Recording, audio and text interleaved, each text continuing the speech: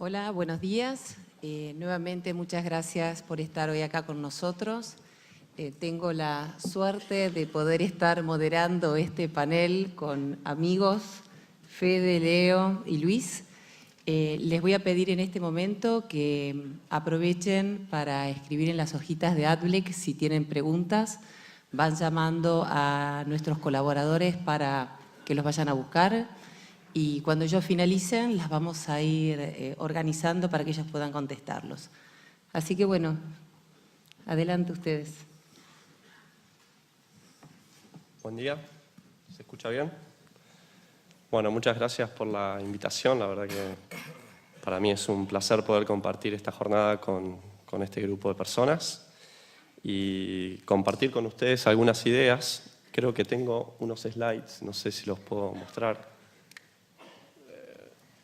Ahí estamos, que básicamente me ayudan a reflexionar sobre algunos puntos que creo que estuvieron planteados en la apertura de la jornada, ¿no? Y empiezo de alguna manera recordando algo que alguien me dijo hace casi 20 años, cuando con cierto tono de frustración, un ex banquero que se convirtió en chacarero o en ganadero más puntualmente, me dice: Federico, ¿vos sabés lo que es un commodity por definición? Un commodity es algo cuyo precio de venta tiende a ser igual al costo promedio de producción. Cuando me dijo eso, yo soy bioquímico, así que por ahí el tema de los números me escapa. La verdad que me provocó, porque en ese momento estábamos experimentando en Argentina el crecimiento de uno de nuestros principales commodities agropecuarios, que es el cultivo de soja, ¿no? Y de alguna manera la reflexión que me generaba esta definición era: ¿cómo puede ser que algo que de alguna manera tiende a valer lo mismo que nos cuesta producir responda a un incentivo, o dónde está el incentivo para aumentar en forma tan dramática la producción de algo cuyo costo tiende a ser igual al precio de venta? Y en ese sentido, a ver si podemos avanzar. Bueno, tenía un...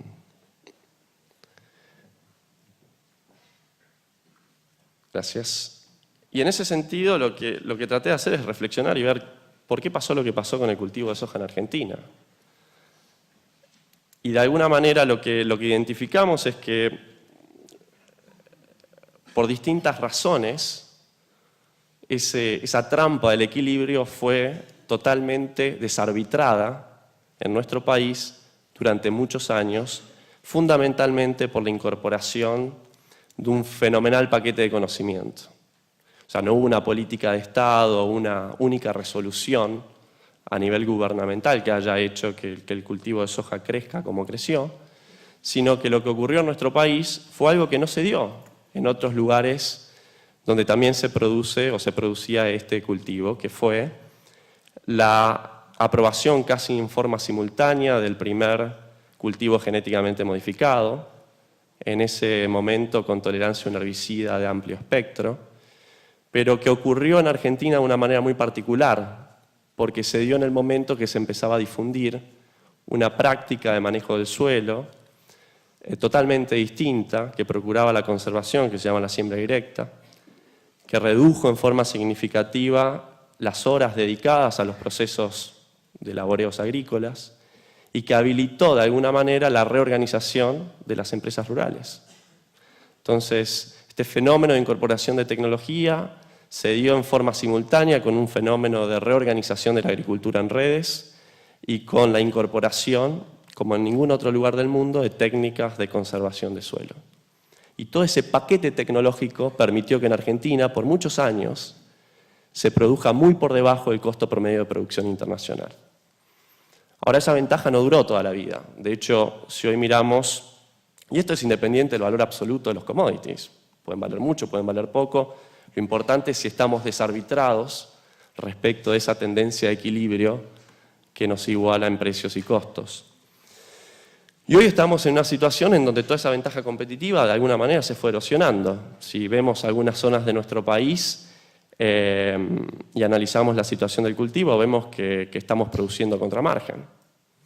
Y que para poder desarbitrar nuevamente esa ecuación, lo que hacemos es pedirle ayuda al Estado, ¿no? Que nos bajen el costo país.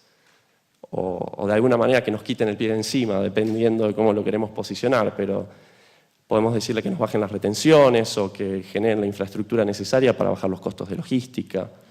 Y todo eso implica una fenomenal inversión pública para poder tener el estímulo necesario para seguir creciendo en la productividad. Y lo que quiero hacer con todo esto es tratar de provocar una forma distinta de pensar en cómo podemos agrandar la torta. Y para eso les quería mostrar el ejemplo de algo que está ocurriendo con otro cultivo que se llama cártamo, que es poco relevante, es un cultivo que en Argentina no se siembran más de 30.000 hectáreas, pero que nosotros utilizamos como para validar un concepto. Y lo que hicimos es, en esta oleaginosa, incorporar una enzima industrial, modificarla genéticamente para que en su grano se acumule una enzima industrial, de manera tal que cada vez que procesamos una tonelada de cártamo, de igual manera que procesamos una tonelada de soja, obtenemos fibras, obtenemos aceites, obtenemos proteínas, pero además de obtener todo eso, obtenemos 1 kilo por tonelada de una enzima industrial. El cártamo vale lo que vale una tonelada de girasol. Nosotros hoy estamos produciendo este cártamo modificado, pagando básicamente el doble de lo que pagaríamos una tonelada de girasol. De manera tal que cuando lo procesamos, obtenemos 999 kilos de subproductos que hoy ya estamos comercializando, y con eso más o menos igualizamos la ecuación, ¿no? Tratamos de quedar apareados con el precio promedio de venta en términos de costos. Pero ese kilo adicional que incorporamos a esa tonelada de cártamos, en este caso particular, está en el formato de una enzima que se utiliza para coagular la leche en la producción de quesos, que se llama quimosina. Y ese kilo vale, en forma cruda, $5.000. De manera tal que en este commodity lo que estamos teniendo es una nueva molécula que nos permite explicar más del 95% de su rentabilidad. Obviamente, si hacemos más de 6.000 hectáreas de este cártamo, tenemos un problema, porque saturamos la demanda mundial de esta enzima en particular. Pero hoy, en Argentina, tenemos la mayor planta de producción de quimosina vegetal a partir de esta tecnología, y el país, de haber sido importador neto de esta enzima, hoy puede abastecer el 20% de la demanda mundial a partir de este cambio, si se quiere, en la producción a partir de una materia prima agropecuaria. Tomemos esto como un ejemplo provocador. Hoy la tecnología nos permite hacer que hasta el 1% de la biomasa de un grano pueda estar redirigida a cualquier molécula de diseño. Argentina produce 50 millones de toneladas de soja por año. El 1% de eso son 500 millones de kilos. Si nosotros redirigiésemos esos 500 millones de kilos a enzimas industriales, como un ejemplo, no estamos produciendo más soja, es simplemente la misma soja que hoy producimos, pero de manera tal que cuando le hacemos el crushing en una planta de Rosario, salga una nueva línea de subproductos que sea el 1% de la biomasa total que procesa esa planta. Y esa línea sean enzimas industriales. O sea que nosotros podríamos tener 500 millones de kilos de enzimas industriales. No hay muchas enzimas industriales que necesitemos en 500 millones de kilos. Pero si miramos el catálogo de enzimas, hay enzimas potenciales que si nosotros podríamos tener a costos de menos de $50 el kilo, podríamos utilizar en forma masiva.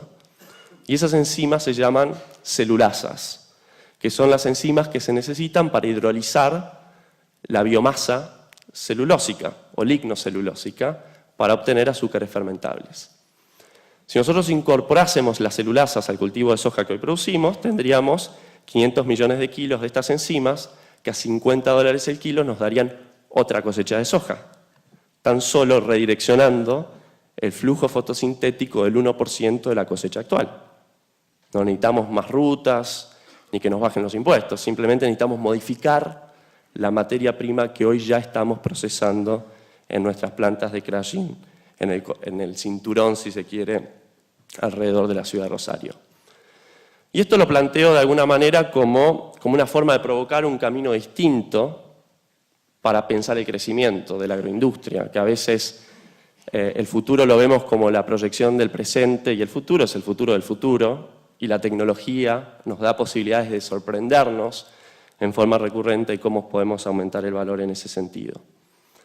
Ahora, si por un minuto nos imaginamos que Argentina puede lograr esto y de repente pasa a ser el país que tiene todas estas enzimas industriales a muy bajo costo, esto tiene otra implicancia, que vamos a poder hidrolizar la biomasa vegetal en forma competitiva. Piensen ustedes que por cada tonelada de cereales que se produce en Argentina, se produce al menos 1 o 1.5 toneladas de biomasa aérea que generó ese grano. 50 millones de toneladas de cereales que produce el país, por lo menos producen otros 50 millones de toneladas o 75 millones de toneladas de biomasa aérea. Más de la mitad de esa biomasa se volatiliza, se descompone y se va a la atmósfera. Si nosotros la pudiésemos hidrolizar, ahora que tenemos estas enzimas en forma competitiva, podríamos obtener azúcares fermentables y transformar cada tonelada de esa biomasa en 100 a 200 dólares de materia prima para fermentación, que podría ir a un biocombustible, que podría ir a un biopolímero, que podría ir a un ácido graso, que podría ir en definitiva a todas las cosas que hoy obtenemos cada vez que extraemos hidrocarburos de la reserva fósil. De hecho, eso es nada más que fotosíntesis obtenida hace cientos de millones de años atrás, que hoy extraemos para nuestros distintos usos. Y la biomasa presente, de alguna manera, nos puede dar otra forma alternativa de disponer de esas mismas moléculas. Dijimos 75 millones de toneladas de biomasa potenciales, utilicemos nada más que la mitad de eso, estamos hablando de 30, 35 millones de toneladas a 100, 150 dólares la tonelada adicional. Es un aumento significativo en el ingreso por hectárea de la producción de cereales en Argentina.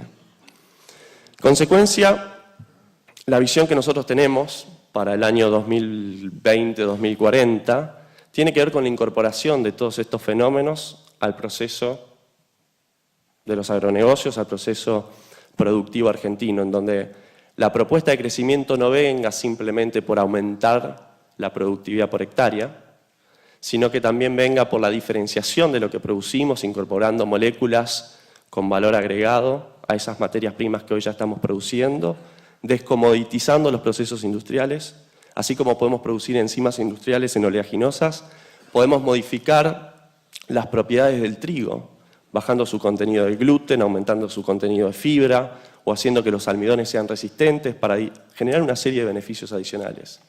Y que a medida que todo esto se va desarrollando nos habilita también la posibilidad de empezar a capturar el valor de la biomasa que se genera cada vez que producimos un grano, que tiene una estabilidad ambiental muchísimo mayor, porque no depende de un éxito reproductivo final como el grano, sino que se va acumulando cada día que un rayito de sol le pega a un organismo fotosintéticamente activo.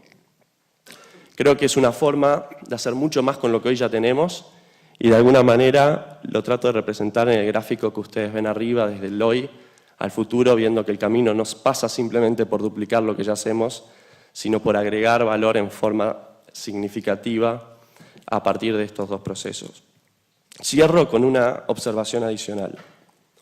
La agricultura de biomasa tiene una limitación, que es que la biomasa no la podemos mover de un lugar para otro. El constraint de este proceso es la industrialización en el punto de origen, o la primera transformación en el punto de origen.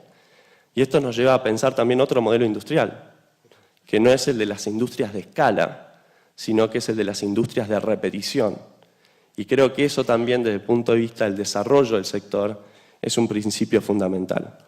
Con esto termino la presentación. Les agradezco por el tiempo y la atención y quedo después disponible para preguntas si las hay.